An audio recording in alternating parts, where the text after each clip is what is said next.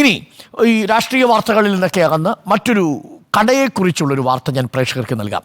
ചിത്രം വരയ്ക്കാനും പാട്ടുപാടാനും ഒക്കെയായി ഒരു കോഫി ഷോപ്പ്.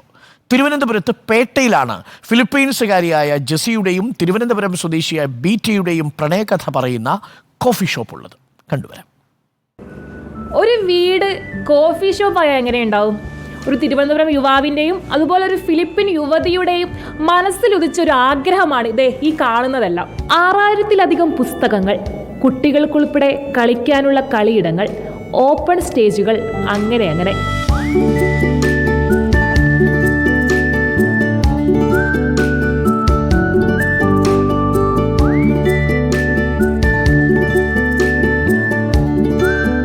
ഇതിന് പിന്നിലെ ഫിലിപ്പീൻസ് യുവതിക്കും തിരുവനന്തപുരം സ്വദേശിയായ യുവാവിനും ഒരു മനോഹര പ്രണയകഥ കൂടി പറയാനുണ്ട്.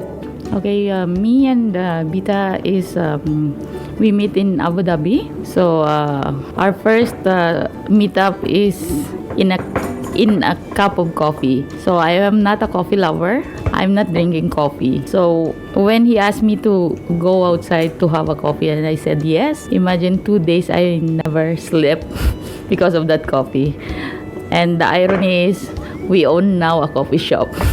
ദിവസവും 100-ലേറെ ആളുകൾ കോഫി പകർന്നു നുകരാൻ എത്താറുണ്ട്. ഒപ്പം കളിയും ചിരിയും വായനയും ഒക്കെയായി ഈ ലോകം മാറും.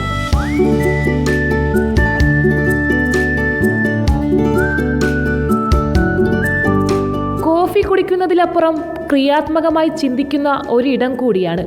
കുട്ടികളുടെ കഴിവുകൾ പ്രോത്സാഹിപ്പിക്കാൻ ഈ കോഫി ഷോപ്പും പങ്കാളികളും ഉത്സാഹത്തിലാണ്.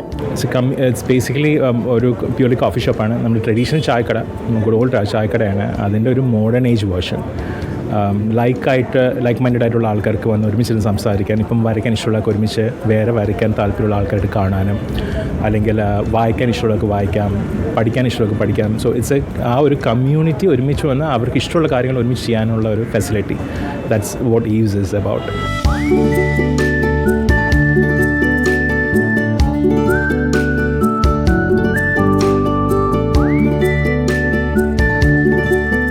എന്തായാലും ഒഴിവു സമയം ആനന്ദകരമാക്കാൻ ഈ വഴി ഒന്ന് യാത്ര ചെയ്യാം. വീഡിയോ ജേർണലിസ്റ്റ് വിനയരാജിനൊപ്പം reporter Archana Raveendran, in reporter, Thiruvananthapuram.